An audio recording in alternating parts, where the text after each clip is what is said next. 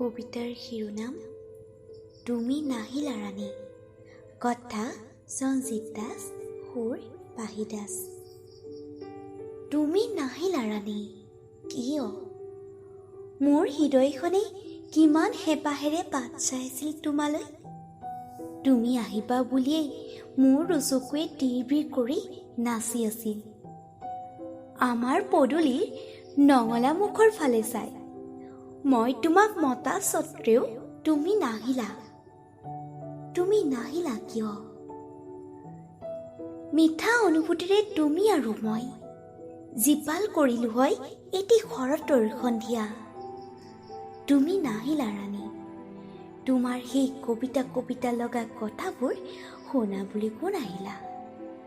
তোমাৰ সেই কবিতা লগা কথাবোৰ শুনাবলৈ কোন আহিলা? ধন্যবাদ।